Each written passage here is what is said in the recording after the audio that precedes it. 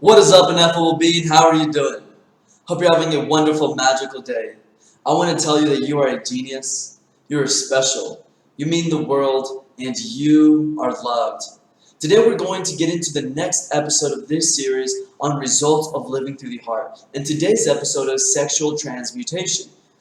And before I get into it, I want to tell you what living through the heart means to me and define it in my own terms so you have a better understanding. Well, living through the heart to me means creating internal conscious activity. Living through the heart for me means changing my biochemistry.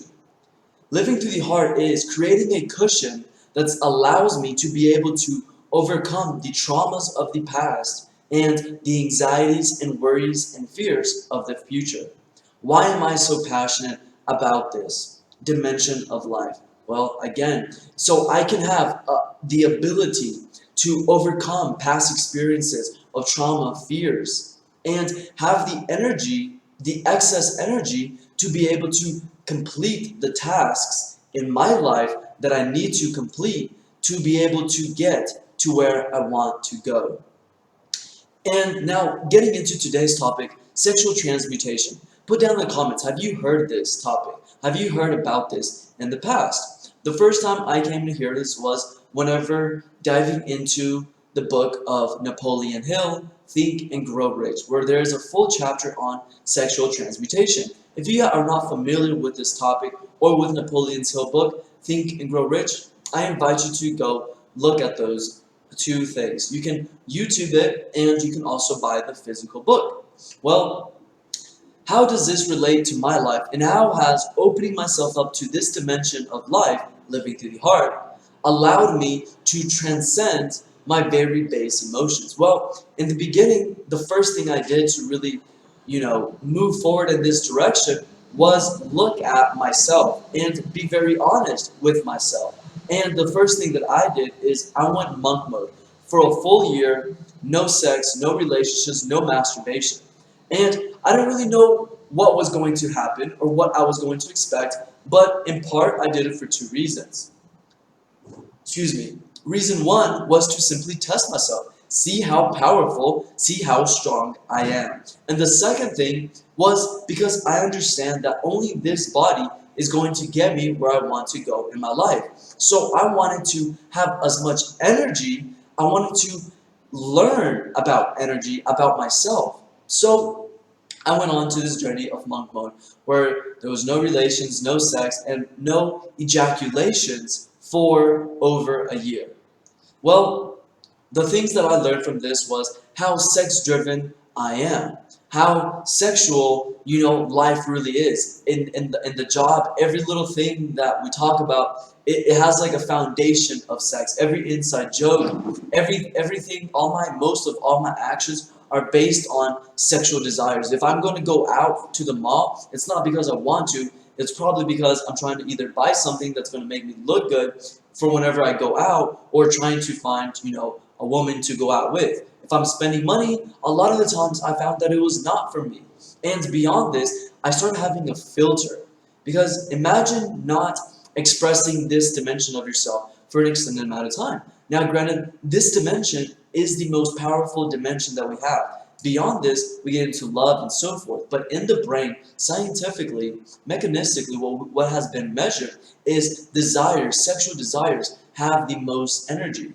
And we can look at this very simply in our lives. Well, how do we create more life? Well, through our sexual desires, right? So it was a love and hate relationship, if I can be quite honest, because it did impact me. And I think this had one of the biggest impacts in my life in the sense that conversations with my buddies and at work, they just changed. Because, and I'm not better than anybody else, but because I did this challenge without knowing the end result of it, now I'm just sitting working at my station and I can't really communicate in the same way that I used to. Because now I see, like, whenever I would speak, it was coming from sex. Whenever I would speak, it was coming from this energy. Whenever my coworkers were like, hey, let's do this, or, all these things, it just, a lot of it revolves around sex, and it's unconscious. It is unconscious. It is our hormones. It are things that we don't know. We're in the dark unless we open ourselves up to it. And the only way that,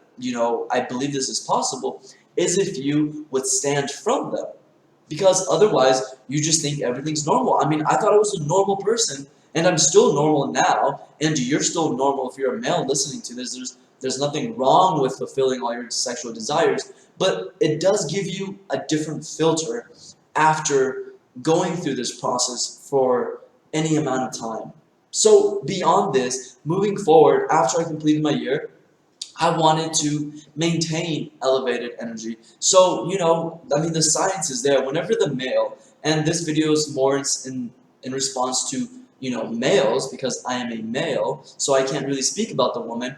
I do know that the woman doesn't have the same ability to cultivate their seed because they go through periods, correct? And their body cleanses itself and so forth. Where the man, it's a little bit different, right? It is a lot different, actually. So, all this being said, okay, we're back. I had to do a short pause.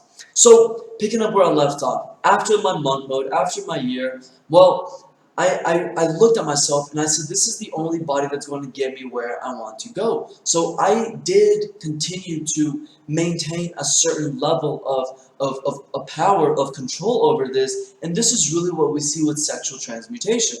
At least in my journey, is with my partner, we have very intimate conversations as to, well, look, babe, these are the results if a man ejaculates a lot, and these are the results if men do not. There's psychological effects, and there's very physical health effects that happen. So part of sexual transmutation has also been a lot of communication, a lot of intimacy, higher levels of intimacy with my partner.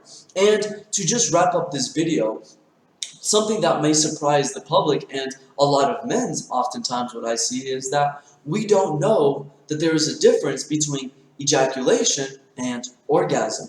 But there is sufficient science, and if you just, investigate yourself just a little bit more, you can actually see that when your energy hits a certain level, your interior contracts. That is the orgasm. That is the flush of energy that we're filled with. And then because of this amount of energy, we expel, right? So part of a lot of sexual transmutation from my studies and my personal, journey with this for years on end is that separating, being able to separate the difference with ejaculation and orgasm.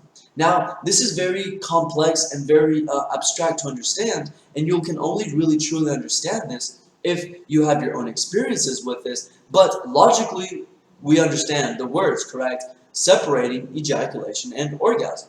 So you can have your orgasm, but you don't necessarily always have to ejaculate. And that is probably the greatest thing that I have seen throughout my journey with living through the heart and opening myself up to this dimension, is that I can separate. I can have all the orgasms, but I don't always have to create the ejaculations. And there's phenomenal results about this. I'm not going to go on and on and on about it, but I do invite you to investigate into your, into your body, into what you are as a man, because I can't speak in terms of woman. And beyond this, to wrap it up, these little things, it changes how you operate in the world. I mean, you're going to have more power. You're going to have more intelligence. You're going to have more confidence. Imagine having the ability, the intelligence, the know-how, the experience to stop such a thing that we think is cause and reaction, right? We think orgasm, we think ejaculation, but that is not the case. Ineffable family, ineffable males, you can transcend this very animalistic sense, and it's going to lead you in your own route. A lot of artists have, and a lot of, successful people associate their success to being able to maintain their energy, cultivate it, transcend it, and drive it, manage it, push it in a different direction. And that has been my video on sexual transmutation. I hope you're enjoying this series. Please put down in the comments if you are receiving value, and if you're not receiving value from this video. If you did not receive value and it was a waste of time, also please put down in the comments. Tomorrow's topic is going to be on love. How has My love life, my dimension of love in my life changed when I began and started continuing to live through the heart. I hope to see you tomorrow and in the side of light. Goodbye.